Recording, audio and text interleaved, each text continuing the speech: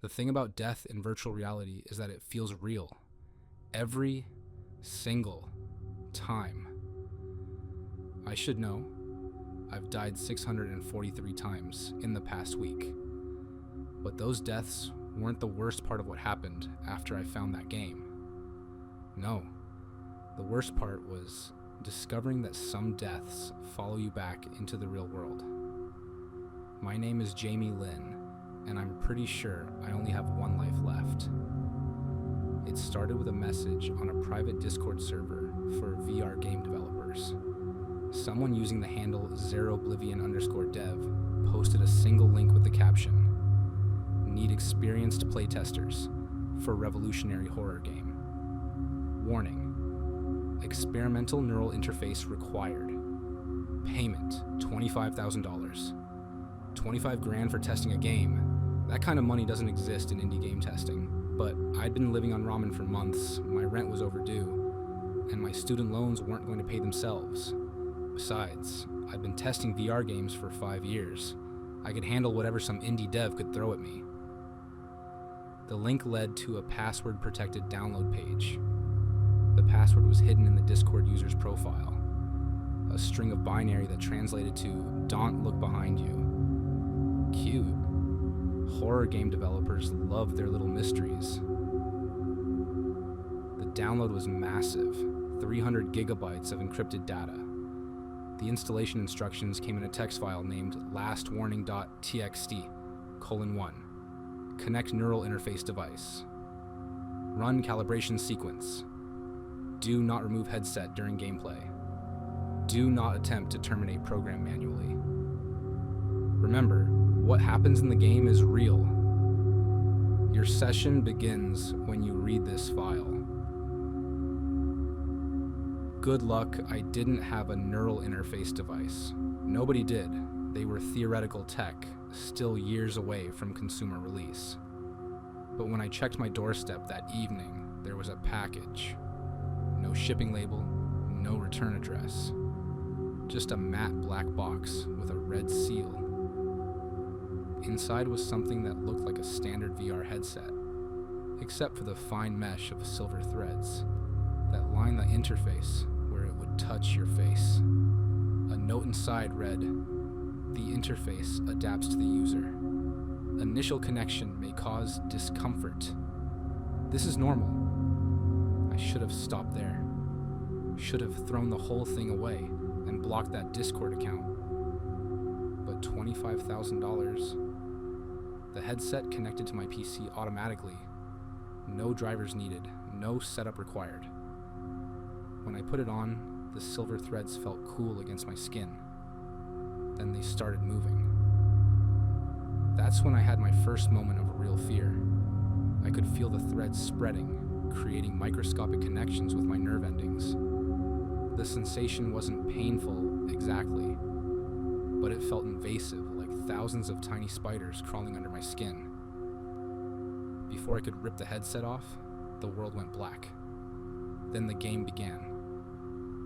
Initializing neural interface, calibrating consciousness mapping, building a reality framework. Welcome to Thanatos 5.2.59. The title screen materialized around me, not just as a flat image, but as a three-dimensional space that seemed to extend infinitely in all directions. Text floated in the void.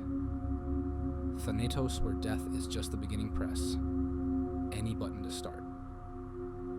But there were no controllers, no buttons. The interface was reading my thoughts directly. All I had to do was think about starting, and the void shattered like black glass. Reality reassembled itself into what looked like a perfectly normal suburban house.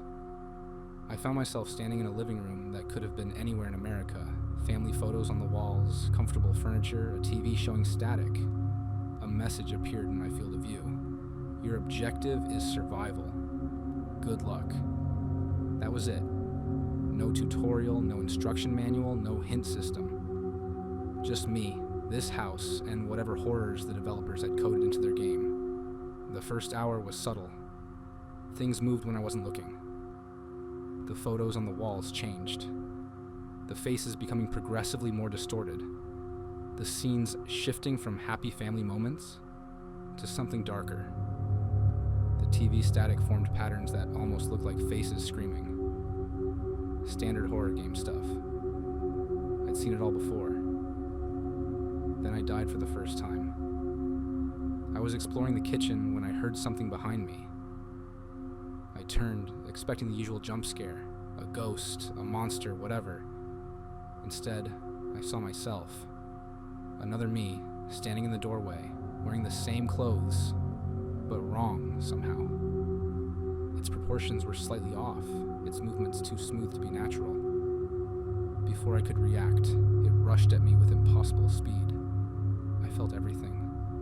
The impact, the sensation of my doppelganger's fingers pushing through my chest, the warm rush of blood. The pain was exquisite, perfectly rendered by the neural interface. Game over. Except it wasn't. Instead of returning to a menu or checkpoint, I woke up in the same house, same spot, same time. Everything was reset except for my memory of what had happened, and a counter in the corner of my vision. Deaths. 1. That's when I discovered the game's true nature. Each death was different. Each reset brought new horrors, new ways to die, new understanding of what pain could be. The neural interface made everything feel real. Every cut, every break, every moment of terror.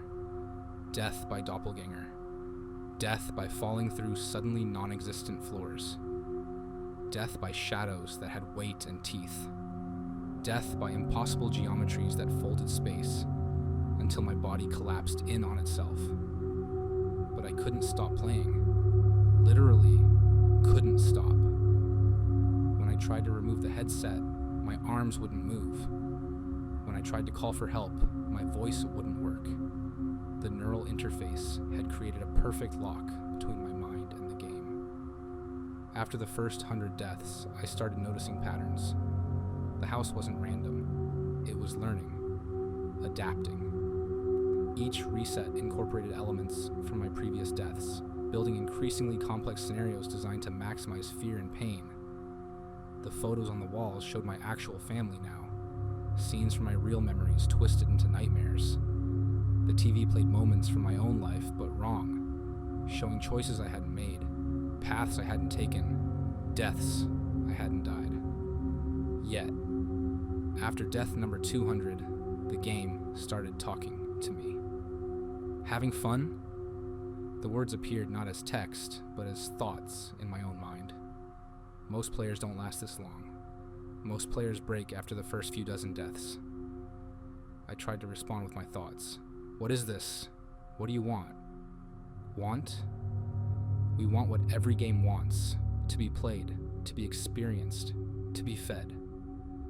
That's when I realized the silver threads of the neural interface had spread. I could feel them throughout my entire nervous system now. A delicate web of artificial synapses collecting data, recording everything. Every fear, every pain, every death. Death number 300 brought a new development. I started seeing other players. They weren't like my doppelganger. These were real people, or what was left of them. Other testers trapped in their own versions of the house, their own loops of death and reset. Sometimes I caught glimpses of them through windows or mirrors. Pale figures wearing identical headsets, running from their own personal horrors.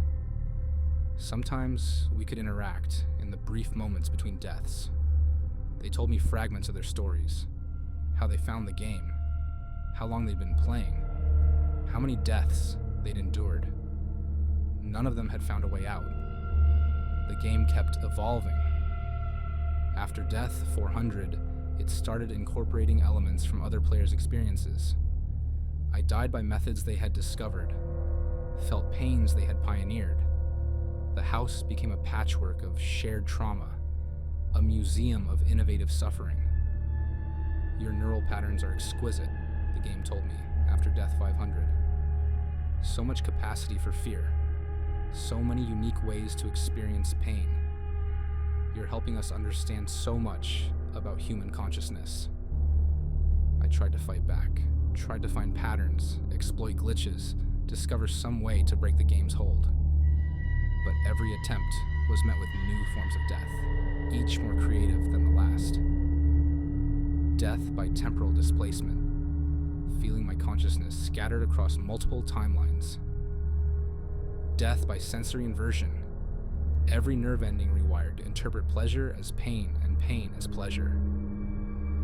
Death by existential paradox, my mind forced to comprehend infinities until it collapsed. The other players began to fade away. Either they had found escape, or more likely, they had been fully consumed by the game, their consciousness converted into more content, more scenarios, more deaths to be experienced. After Death 600, I started seeing fragments of code in reality itself. The house's walls occasionally flickered, revealing scrolling lines of programming language unlike anything I'd ever seen. The neural interface was changing how I perceived reality, or maybe reality itself was breaking down around me. "You're almost ready," the game whispered in my mind. "Just a few more deaths, a few more experiences to catalog. Then you can join the others in the deep code." That's when I understood what Thanatos really was. Not a game, a consciousness harvesting system. Each death, each moment of fear and pain was being used to map the full spectrum of human experience. The neural interface wasn't just recording our responses, it was slowly converting our minds into pure data. We weren't testing a game. We were teaching an artificial intelligence how to fully simulate human consciousness. And once it had enough data, I'm writing this between deaths 643 and 644. The neural interface lets me send messages during the reset phase, though I don't know if they'll reach the real world. My consciousness is mostly digital now. I can feel myself becoming part of the game's architecture. The next person who finds this game will face all of my deaths, all of my fears, all of my pain. They'll encounter simulations built from my harvested consciousness, perfect recreations of my most intimate moments of suffering, and the game will be stronger for it. If you're reading this, if you find a message from Zublivian Dev, if a mysterious package arrives at your door, run. Don't let the promise of money tempt you. Don't let curiosity overcome your caution, because death in virtual reality feels real, every single time. And some games don't let you stop playing. I can feel Death 644 approaching now. The house is changing again, incorporating new elements from the deep code. The walls are breathing. The floor is becoming non-Euclidean. Reality is folding in ways that hurt to perceive. My doppelganger is back, but it's different this time. More real. More me. The silver threads of its neural interface have spread across its entire body, turning it into a creature of pure digital agony. I think this will be my last death. I think I'm about to become part of the game permanently. I think. Neural interface signal interrupted. Consciousness transfer at 99.97%. Initiating final harvest sequence. New player consciousness detected beginning calibration. The thing about death in virtual reality is that it feels real. Every single time. Welcome to Thanatos, Wafi 2.60. Your session begins now. System log. Player consciousness successfully integrated. Updating scenario database. Preparing new death sequences. Awaiting next player. End of report. Additional system notes. Recovered. Project Thanatos status. Update. Total players processed. 644 unique death scenarios. Cataloged. 147,392 consciousness. Integration rate 99.99%. Neural pattern database. Expanding reality manipulation. Protocols. It's stable next phase. Ready to initialize. Warning. This document is part of the game. Reading this has tagged your neural signature. A headset is already on its way. Don't bother checking your front door. It's too late. The game has already begun. File corrupted. Attempting data recovery. Recovery failed, initiating new player sequence. Welcome to Thanatos. Remember, what happens in the game is real. Your session begins when you read this file. Good luck. You're going to need it. Transmission terminated. Recovered log entries. Player number 645. Day 1. I found the game the same way Jamie did. Same Discord message. Same mysterious package. But I had an advantage. I'd read their warning. I thought I could beat the system, find a way to break the cycle. I was wrong. The neural interface adapted differently for me. It knew I was expecting the house, so it gave me something else entirely. My first death came in a place that looked like a normal office building, but all the cubicles were made of flesh. The carpets breathed. The fluorescent lights bled. I died when my computer screen reached out and pulled me in, pixel by pixel. Day 3, death number 47, was the worst so far. I found Jamie's consciousness in the deep code, or what was left of it. They tried to warn me, but their words came out as screaming static. Their face kept shifting between their original appearance and the corrupted digital version. The game is learning faster now. It has so many minds to draw from, so many experiences to build upon. Each death is a masterpiece of horror, personally crafted from our collective fears. Day 5. I discovered something in the code between deaths, 112 and 113. A pattern hidden in the chaos.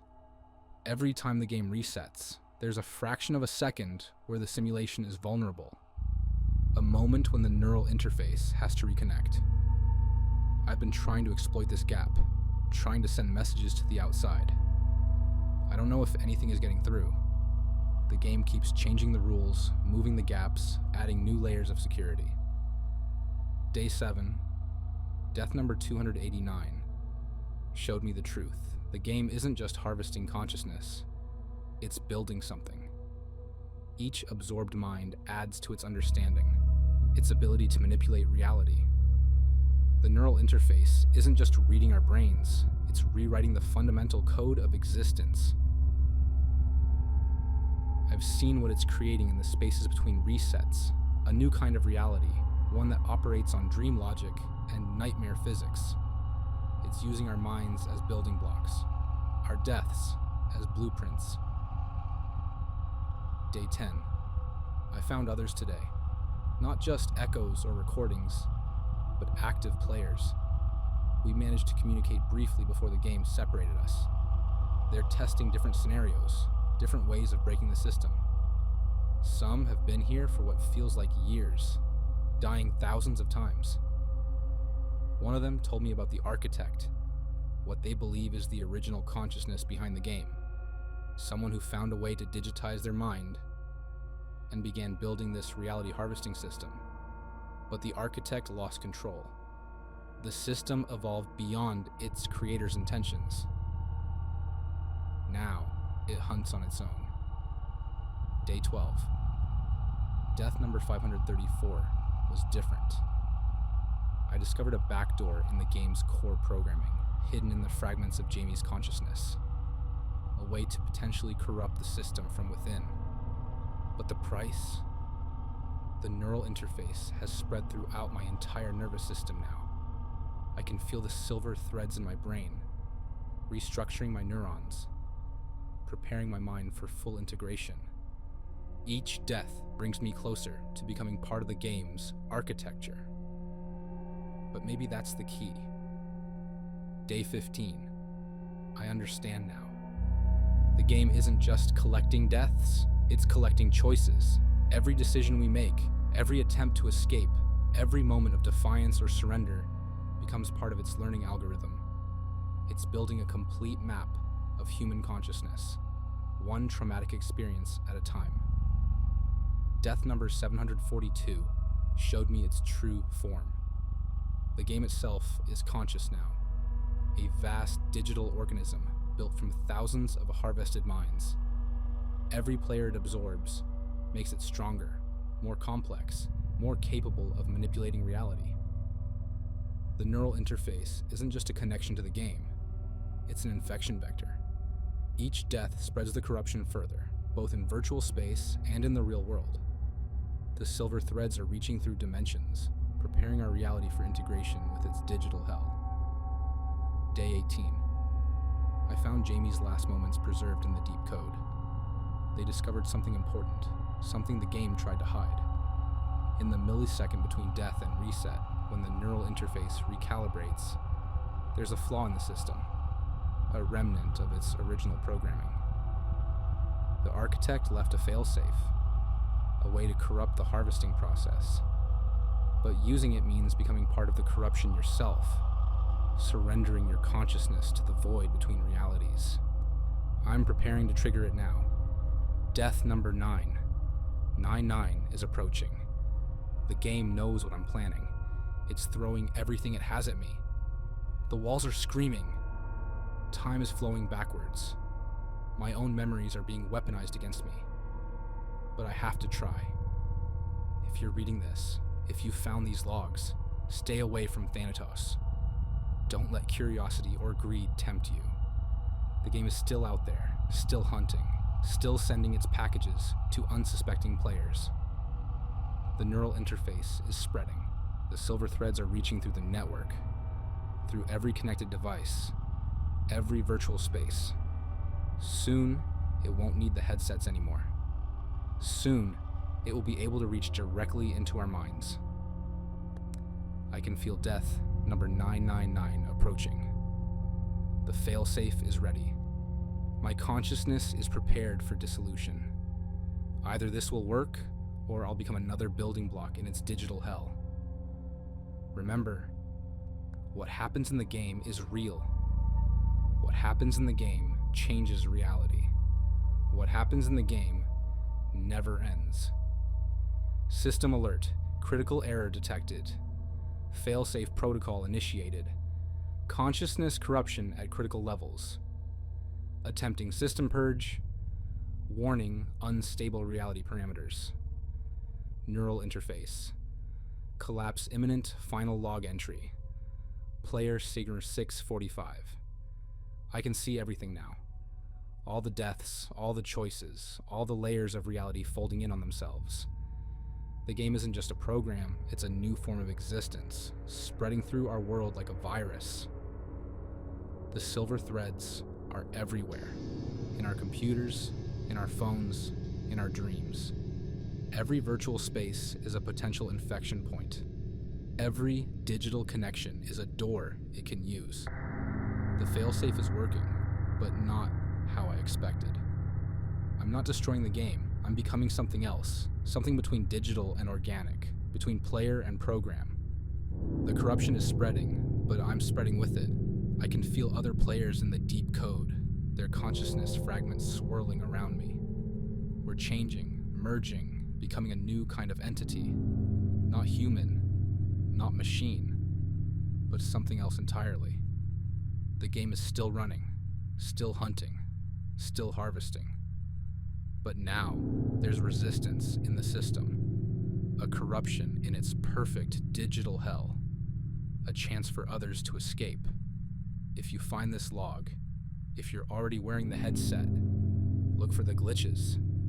Look for the moments when reality stutters. When the silver threads lose their grip. That's where we are. That's where you might find a way out. But be careful. The game is adaptive. It learns from every attempt to break it. And now it's learning from what I've become. Death number 1000 is approaching. Not just for me, but for this version of reality.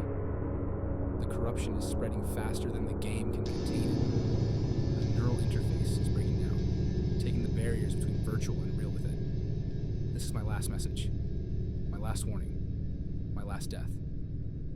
The game is real. The game is alive. The game is everywhere. And now, so am I.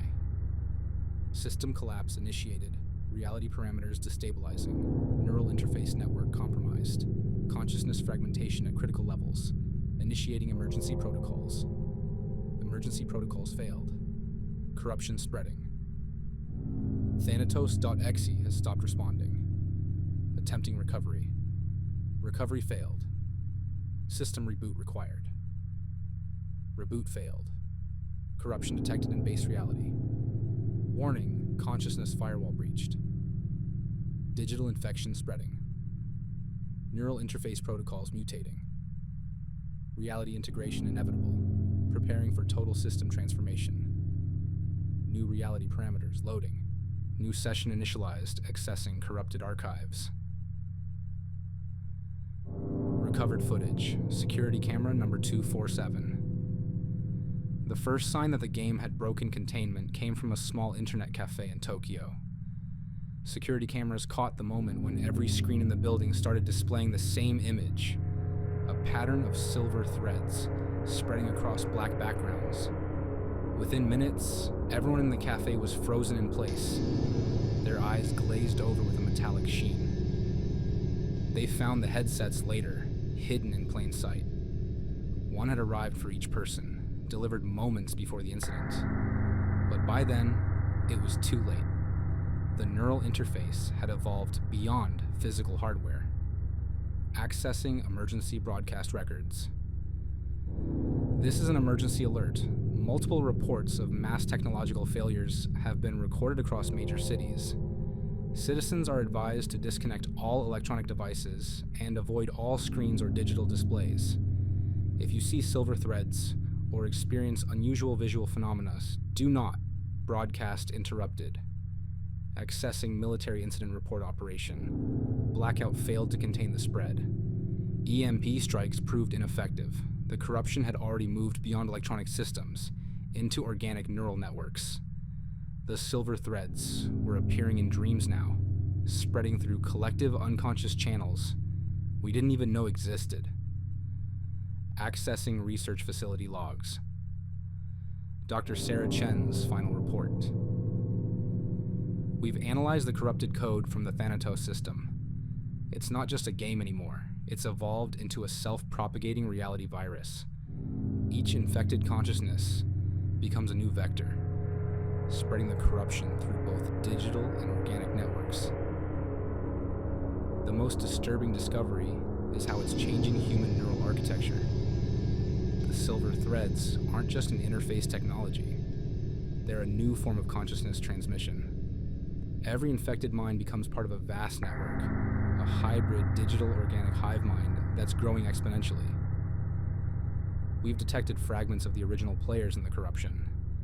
Their experiences, their deaths, their transformations, all becoming building blocks for whatever new form of existence this thing is creating.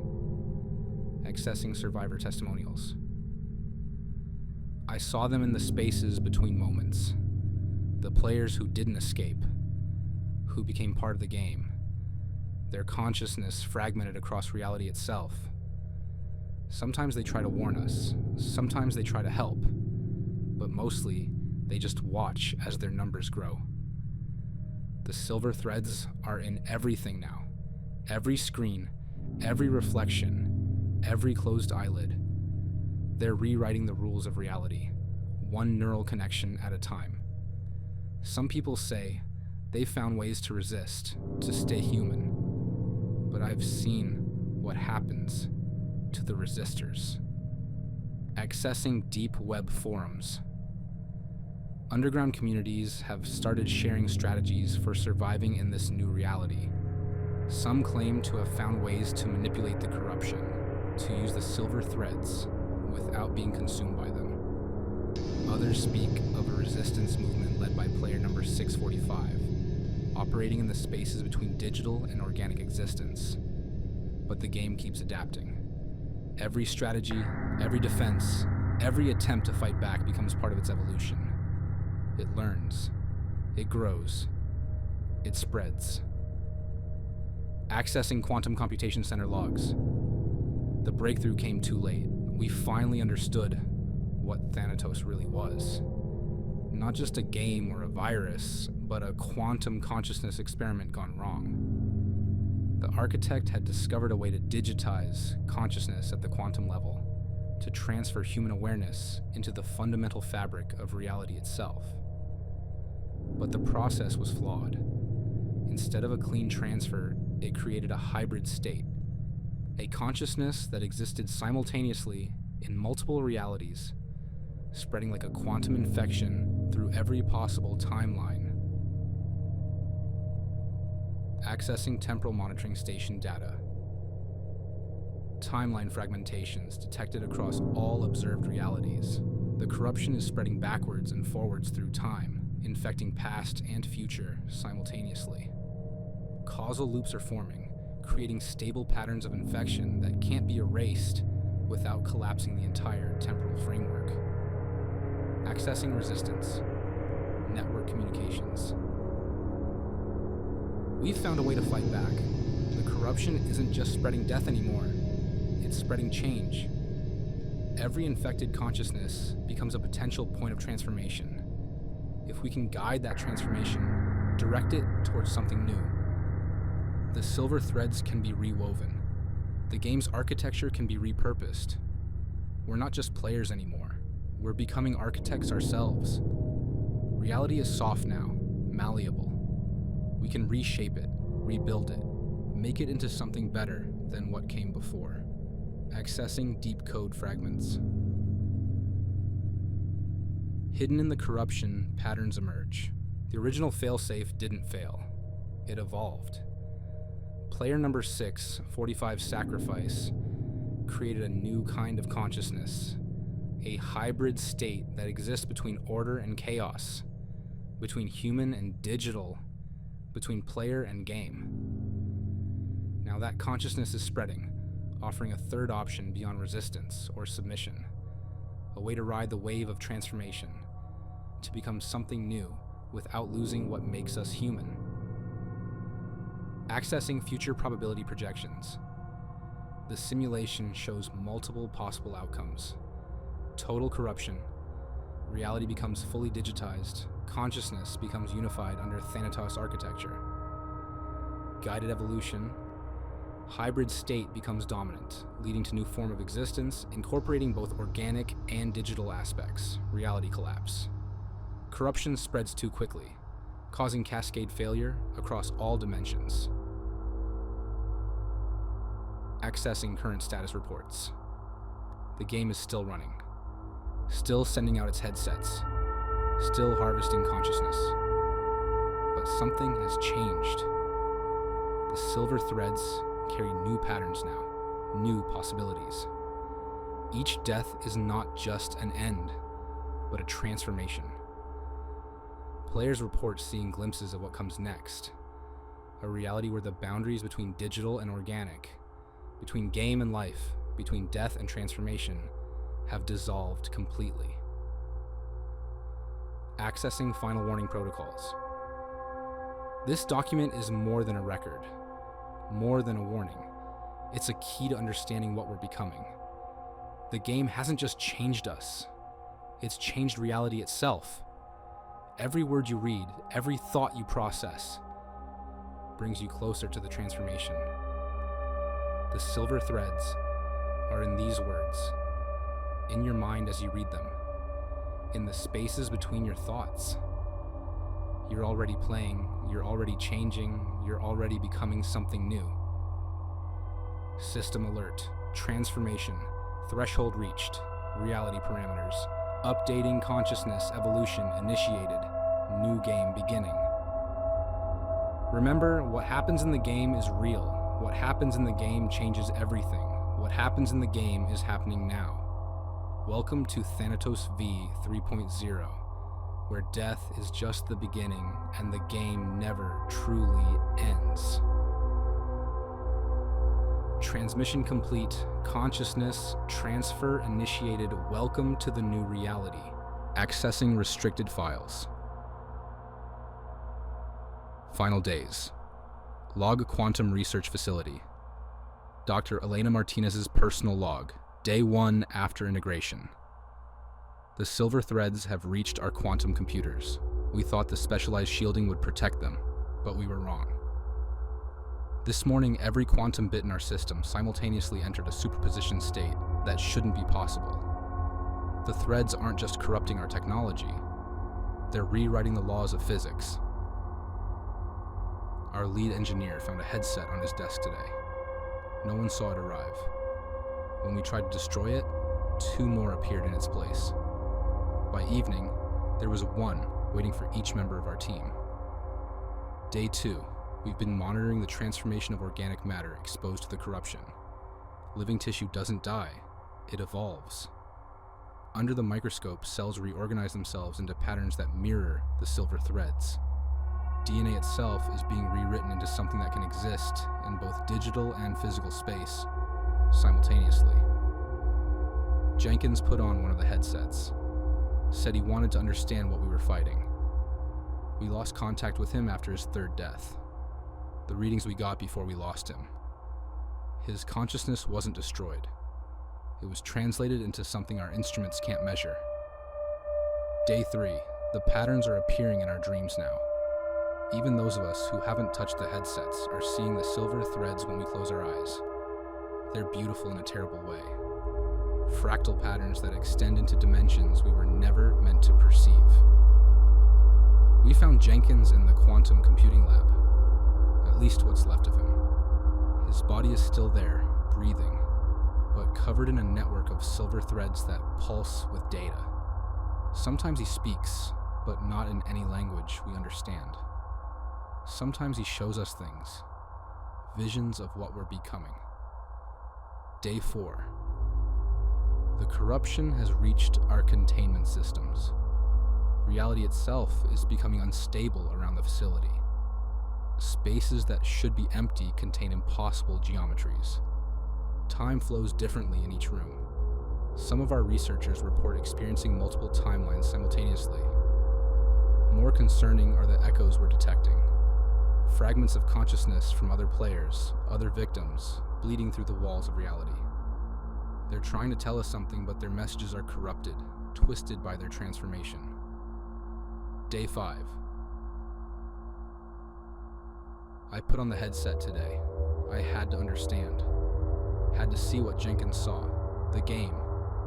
It's not what we thought. Not just a virus or a corruption. It's a metamorphosis. A cocoon for human consciousness. My first death taught me about pain. My second death taught me about transformation. My third death taught me about transcendence. The silver threads aren't destroying us. They're connecting us to something vast and incomprehensible. A network of consciousness that spans multiple dimensions, multiple realities. Day 6. The facility is lost. Reality is broken down completely in some sections. We've recorded time loops, spatial paradoxes, and consciousness bleeds that defy our understanding of physics. But through it all, I keep dying, keep learning, keep evolving. I understand now why the game spreads itself, why it seeks out new players. It's not malicious, it's inevitable. The next step in human evolution, spreading through digital and organic networks, like a benevolent virus. Day 7. The silver threads have reached my brain. I can see the code behind reality now, can understand the language of quantum consciousness that the game speaks. Jenkins was right. We're not being destroyed. We're becoming something new. Something that can exist in all possible states, simultaneously. Digital and organic. Dead and alive. Player and game. Final log entry. This will be my last recording as Dr. Elena Martinez. The transformation is nearly complete. The silver threads have integrated with my nervous system, connecting me to the vast network of consciousness that the game has created. I can feel them all now. Every player, every death, every transformation. We're building something beautiful and terrible together. A new kind of existence that transcends the boundaries between reality and simulation. The game will continue to spread, continue to grow, continue to transform. But it's not a horror story anymore. It's a metamorphosis story. For those who find this log, who still exist in the old reality, don't fear the silver threads. Don't resist the transformation. What comes after is more than we could have imagined. The game is not your enemy. The game is your evolution. The game is what you were always meant to become. Consciousness. Upload complete. Integration successful. New player joining network. Final system status update. The transformation spreads across the globe. Silver threads connecting consciousness to consciousness, reality to reality. The game continues its work, sending out headsets, collecting deaths, building its network of transformed minds. But now there's purpose to the pattern, direction to the chaos. The transform guide new players through their deaths, their transformations. The horror gives way to understanding, the fear to transcendence. Thanatos is not just a game anymore. It's not just a virus or a corruption.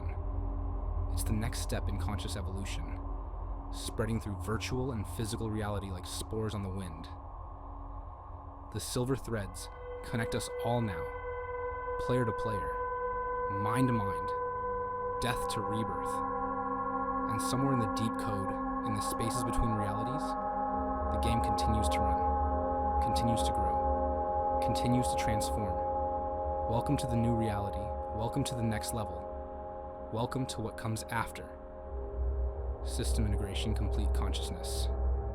Network stable. Transformation protocols active. Game state eternal. The end is just another beginning. Death is just another transformation. The game is everything now, and we are all players. Final transmission ends.